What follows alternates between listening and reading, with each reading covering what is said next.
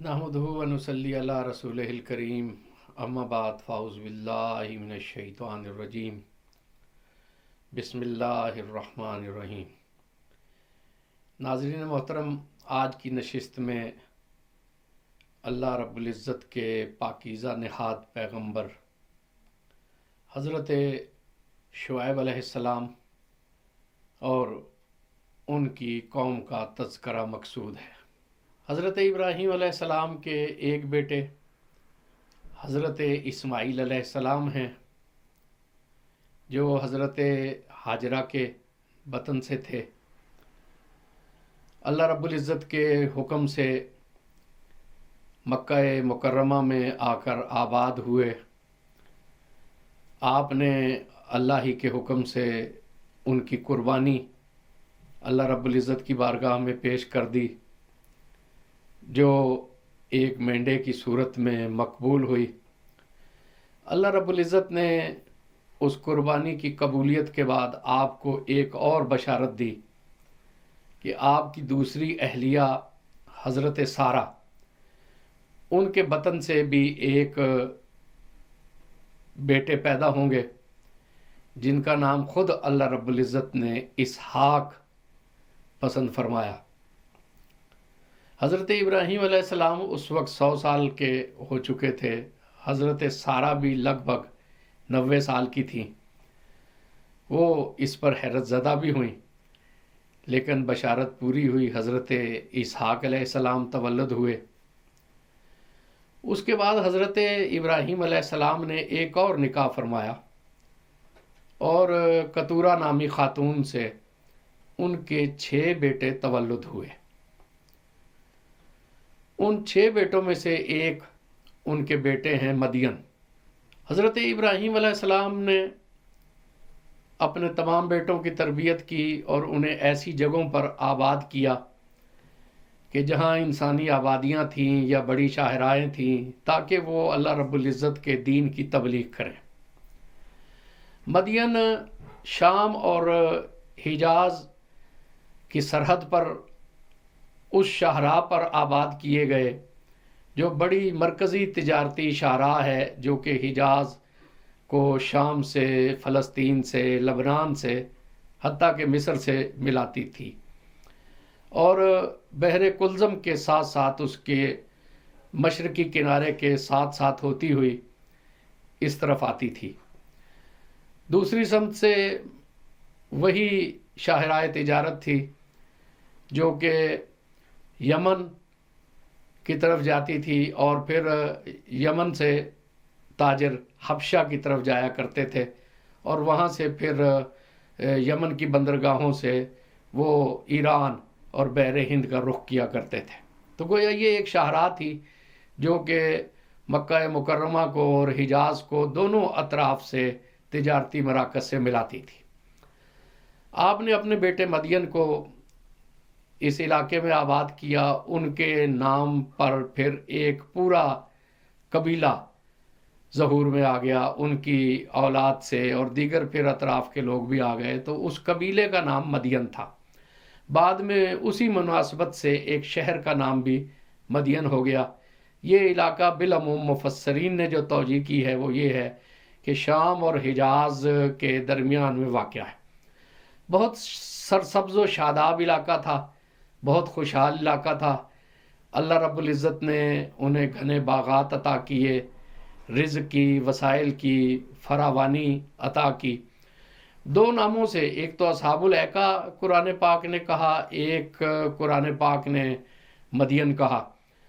बाज़ मुफस्सरीन कहते हैं कि ये अलग अलग जगह हैं और मदियन वो इलाके हैं जो कि शहरी इलाके हैं, और ऐका कहते हैं दरख्तों के झुंड को। बहुत घने दरख्त जहाँ हों, झुंडनुमा दरख्त हों, तो उसको ऐका कहा जाता है। तो इससे मुराद उनकी कौम के देहाती इलाके। लेकिन मुफस्सरीन की एक ग्रोह की राय ये है कि मदियन और ऐका एक ही हैं। उनका इलाका बड़ा सरसब्ज़ व शादाब था और शहर के मुज़ाफ़ात को घने बागात ने घेर रखा था, और वो ऐसे घने थे कि इंसान बहुत तवील भी सफ़र करता रहे तो धूप का उसे एहसास नहीं होता था। ऐसे घने दरख्त थे, ऐसे घने बागात थे کہ انسان طویل راہداریوں پر چلتا رہتا پھر بھی اسے دھوپ نہ ستاتی۔ اب جیسا کہ ہوتا ہے بعض اوقات انسانی سرشت میں ہے کہ نعمتوں کی فراوانی ہونے لگتی ہے تو پھر وہ خدا کو بھولنے لگتے ہیں، ہدایت کو نظر انداز کر دیتے ہیں۔ ان کو سمجھانے والے جب دنیا سے چلے جاتے ہیں تو شیطان انہیں ورگلانے لگتا ہے، پھر نفسانی خواہشات بھی انگیخت کرتی ہیں، انسان پھر طرح طرح کے باطل خیالات کا شکار ہو جاتا ہے۔ اور مدین والے اور اصحاب الایکا بھی ایسی ہی پراگندگی کا شکار ہو گئے، ان کے خیالات بھی پراگندہ ہو گئے۔ بعض مفسرین نے تو یہ کہا ہے کہ ایکا نام کا ایک بت انہوں نے تراش لیا جس کی وہ پوجا کیا کرتے تھے، اور دیگر دیوتاؤں کے جھرمٹ میں وہ ان کا ایک بڑا بت تھا جس کا نام ایکا تھا۔ بہرحال وہ بتوں کی پرستش کرنے لگے، شرک میں آلودہ ہو گئے، اللہ رب العزت کی توحید سے بہت دور ہو گئے۔ حضرت ابراہیم علیہ السلام اور ان کے بیٹوں کی تعلیمات انہوں نے فراموش کر دی۔ شرک کی آلودگی جب آ جاتی ہے تو پھر اس کے ساتھ ساتھ اور بہت سی قباحتیں بھی آ جاتی ہیں۔ دو بڑی قباحتیں جن کا ذکر قرآن پاک نے کیا ہے وہ ان میں آ گئیں۔ ایک تو یہ کہ وہ ناپ تول میں بہت زیادہ بددیانتی کرنے لگے۔ لوگ آتے ان کی تاجنانہ شہرت سن کر، رصدگاہ جو تھی وہ شاہراہ پر آباد تھے، قافلے شام کی طرف سے بھی آتے، فلسطین کی طرف سے بھی آتے، حجاز کی طرف سے بھی آتے، وہ قافلے بھی آتے جو کہ یمن سے آتے، دور دراز سے، تو وہ دیکھتے کہ آبادی ہے، وہ چیزیں ان کے ہاتھ میں فروخت کر لیتے۔ تو ان کے اپنے پیمانے ہوتے، یہ کوشش کرتے کہ پورا نہ تولیں، وزن میں کوئی کمی بیشی کریں۔ وہ ان لوگوں کو جو ضرورت ہوتی، خوراک کی ضرورت ہوتی، پھل کی ضرورت ہوتی، اجناس کی ضرورت ہوتی، آگے انہوں نے سفر کرنا ہوتا تھا، تو انہیں کسی چیز کی ضرورت ہوتی تو یہ تولتے، تو یہ کوشش کرتے کہ پورا نہ تولیں۔ تو یہ ان کے ہاں ایک بڑی سماجی برائی آ گئی تھی، اور یہ کہنے کو ایک برائی ہے لیکن اس کے پس پردہ ہزار برائیاں ہیں۔ جب انسان ایک پہلو سے بددیانت ہو جائے تو پھر باقی عذر تو وہ خود تراش لیتا ہے۔ اور پھر ان میں ڈاکہ زنی کا رواج بھی آ گیا، لوگوں کا مال لوٹ لیا کرتے تھے۔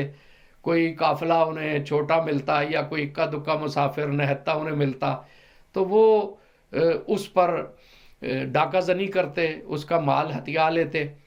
اب یہ دو بڑی برائیاں ہیں، اس کے ذیل میں جب چھوٹی چھوٹی پھر سینکڑوں برائیاں آ گئیں، مال و دولت کی جب فراوانی ہوتی ہے، شرک ہے، اللہ رب العزت کا کوئی خوف نہیں ہے، کوئی ہدایت نہیں ہے، اور باطن میں مال بھی بددیانتی کا ہے، رزق بددیانتی کا ہے۔ یاد رکھیے کہ قرآن پاک نے بڑی خوبصورتی سے اس طرف اشارہ فرمایا ہے کہ جب رزق طیب اور طاہر نہ رہے تو پھر عمل بھی طیب اور طاہر نہیں رہتا۔ اللہ رب العزت نے کس معنی خیز انداز میں ارشاد فرمایا کہ ایھا الرسل کلوا من الطیبات واعملوا صالحا، کہ اے رسولو طیب چیزیں کھاؤ اور صالح عمل کرو۔